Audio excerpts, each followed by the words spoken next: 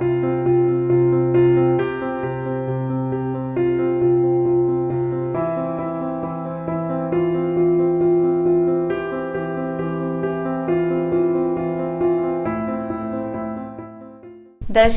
मैं रिपिन मखीजा आज आपसे ग्रहण के बारे में बात करूंगी। नक्षत्रों में ग्रहण दो तरह के होते हैं, सूर्य ग्रहण और चंद्र ग्रहण।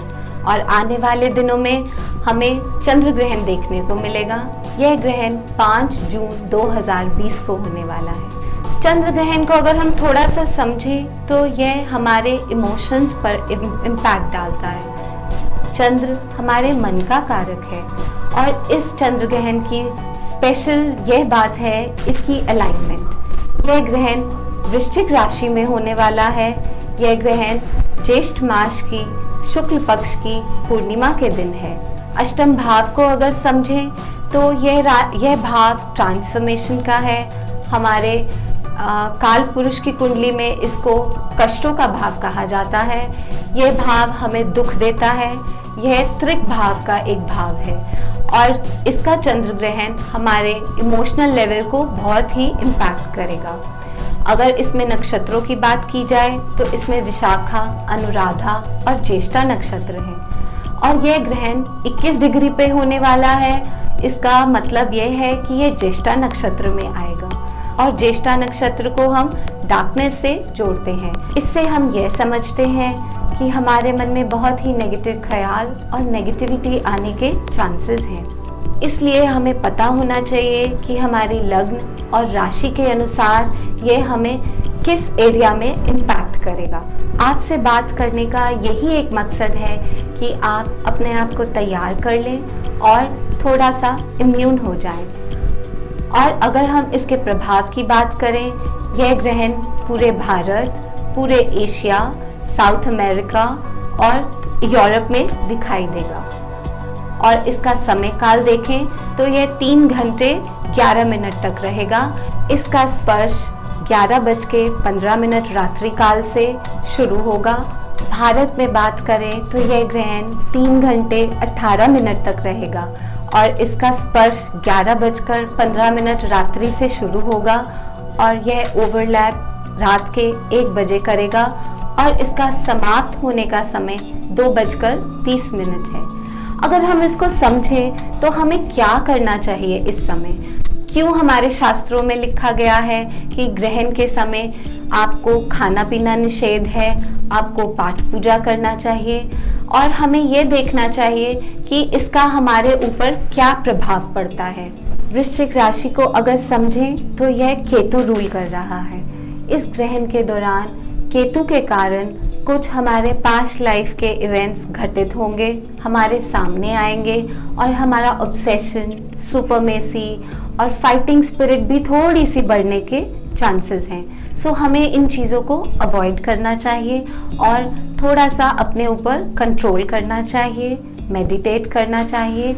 अगर हम इस समय भगवान शिव की आराधना करते हैं तो यह हमें बहुत ही फायदा देगा। इस समय में जो सूतक में चीज़ों का फॉलो अप किया जाता है वह हमें ज़रूर करना चाहिए।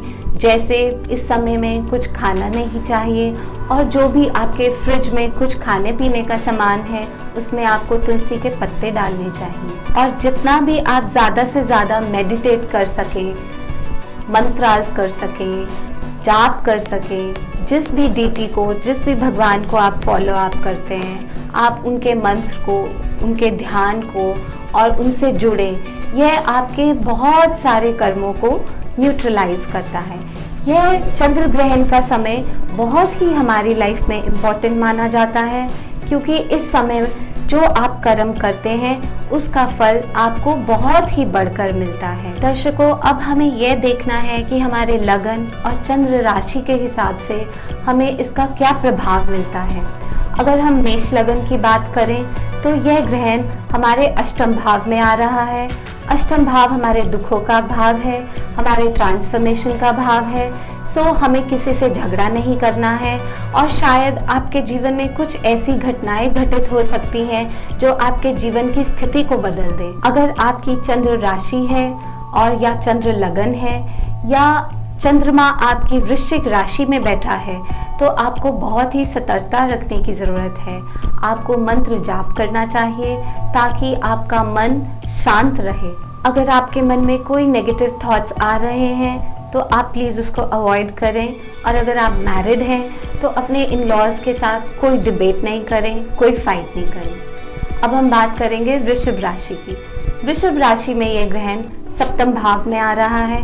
सप्तम भाव हमारे स्पाउस का है, हमारी शादी का है, हमारे बिजनेस पार्टनरशिप का है और हमें उनके साथ बहुत ही ध्यान से बात करनी चाहिए, कोई झगड़ा नहीं करना है। और अगर हम बात करें किसी बिजनेस डील की तो हमें बहुत ही ध्यान रखना है, कोशिश करें अवॉइड करने की। अगर अनअवॉइडेबल है तो उस इंसान की क्रेडिबिलिटी को ज़रूर चेक करें। मिथुन राशि। मिथुन राशि में ये ग्रहण हमारे छठे भाव में आ रहा है। छठा भाव हमारे रोग, ऋण, रिपु का है।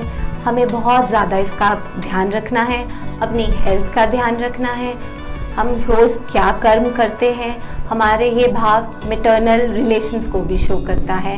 हमें अपने मामा के साथ बहुत अच्छे से रहना चाहिए और अपना दिनचर्या बहुत अच्छे से करना चाहिए। इन सब एरियाज को हमें बहुत अच्छे से एग्जीक्यूट करना है। अब बात करते हैं कर्क राशि की।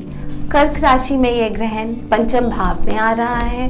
पंचम भाव की अगर हम बात करें, ये संतान का भाव है, हमारी फेम का भाव है, हमारी क्रिएटिविटी का भाव है और ये हमारे लव अफेयर्स का भी है।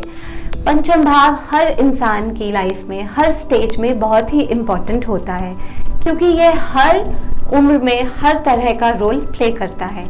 तो हमें बहुत ही ध्यान रखना है इन एरियाज़ में कि हमें अपनी स्टडीज़ घर बैठकर करनी है। अपने लव मैटर्स में, अपने लव अफेयर्स में कोई झगड़ा नहीं करना है। और अगर आप क्रिएटिव फील्ड में हैं, कुछ काम कर रहे हैं, तो आगे बढ़ने के आपके जो आइडियाज़ हैं आप उसको परस्यू कर सकते हैं। आपको अपने मन में कोई नेगेटिव थॉट्स नहीं लाने हैं और अपनी एनर्जी को बर्न आउट नहीं करना है। इसके बाद हम बात करते हैं सिंह लगन की। सिंह लगन में ये ग्रहण चौथे भाव में आ रहा है। चौथे भाव को अगर हम समझते हैं तो ये भाव हमारे इंटरनल पीस का है, हमारे घर का है, हमारे हैप्पीनेस का है, हमारे व्हीकल्स का है। सो हमें बहुत ध्यान रखना है कि हम गाड़ी अच्छे से चलाएं और हमें घर में भी बहुत ही अच्छे से रहना है। तो घर के किसी भी फैमिली मेम्बर्स के साथ आपका कोई झगड़ा नहीं होना चाहिए। So the best thing is to meditate during this time.